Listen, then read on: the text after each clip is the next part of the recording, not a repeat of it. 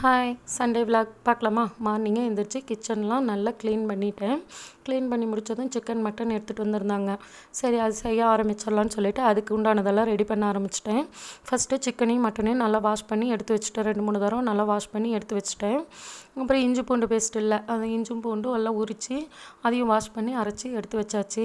பிரியாணி செய்யலான்னு சொல்லிவிட்டு பிரியாணி செய்கிறதுக்கு முன்னாடி சிக்கனை மசாலாலாம் ஆட் பண்ணி நல்லா ஊற வச்சு எடுத்தோம் அப்படின்னா பிரியாணியில் அந்த சிக்கன் சாப்பிடும்போது நல்லாயிருக்கும், மசாலா இறங்கி. அதனால் வாஷ் பண்ண சிக்கனில் 2 ஸ்பூன் இஞ்சி பூண்டு பேஸ்ட்டு, 2 ஸ்பூன் தயிர், மிளகாய்த்தூள், மஞ்சத்தூள், அப்புறம் உப்பு இதெல்லாம் போட்டு நல்லா கலக்கி பெரட்டி ஒரு 1/2 hour ஒரு 20 minutes நல்லா ஊறணும்.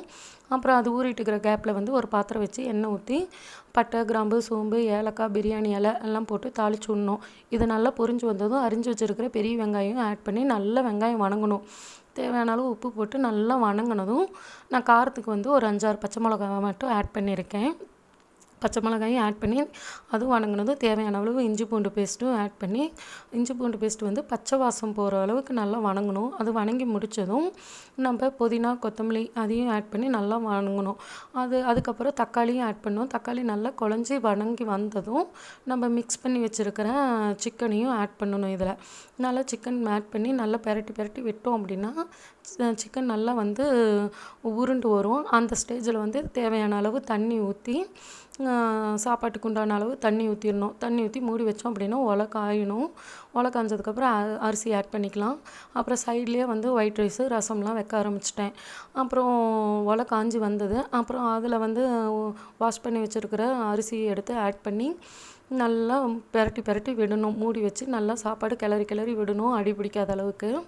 ஒரு 2-3 தரம் கிளறி விட்டோம் அப்படின்னா 3/4 பக்கம் வெந்துடும். வெந்ததுக்கப்புறம் தம் போடணும். தம் போடுறதுக்கு நான் ஆல்ரெடி ஒயிட் ரைஸ் வேக வச்சுருந்தேன்ல, அதனால் அதே குக்கரை நல்லா மூடி வச்சு சிம்மில் வச்சு அந்த குக்கரை தூக்கி மேலே வச்சுட்டேன். இது நல்லா தம் ஒரு 20 minutes தம் போடலான்னு சொல்லி மூடி வச்சுட்டேன். அப்புறம் வெளியே நின்று குட்டீஸில் விளையாண்டுட்டு இருந்தாங்க. அவங்க கூட கொஞ்சம் நேரம் விளையாண்டுட்டு இருந்தேன். அது முடித்ததும் சரி டீ வச்சு குடிக்கலாம் அப்படின்னு சொல்லி 11 மணி ஆகிடுச்சு. இன்றைக்கி சண்டே சமையல் செய்கிறதே லேட் ஆகிடுச்சு. அப்புறம் டீ வச்சு குடிக்கலான்னு சொல்லிட்டு டீ வச்சு குடித்தாச்சு. குடிச்சு முடித்ததும் அந்த 20 minutes தம் போட்டது ரெடி ஆகிடுச்சு. அப்புறம் அதை சாப்பாட்டை எடுத்து வச்சு நல்லா உடையாமல் வந்திருந்தது, அடியும் பிடிக்கல, நல்லா உதிரியாக வந்திருந்தது. அப்புறம் சைட்லேயே மட்டன் கிரேவியும் செஞ்சுருந்தேன். அதையும் இதையும் வச்சு ஃபேமிலியாக உட்காந்து நல்லா சாப்பிட்டோம். சாப்பிட்டு முடிச்சுட்டு மதியமாக மூவி ஒன்று போட்டு ஃபேமிலியாக உட்காந்து மூவி பார்த்தோம். இப்படி தாங்க எங்கள் சண்டே போச்சு.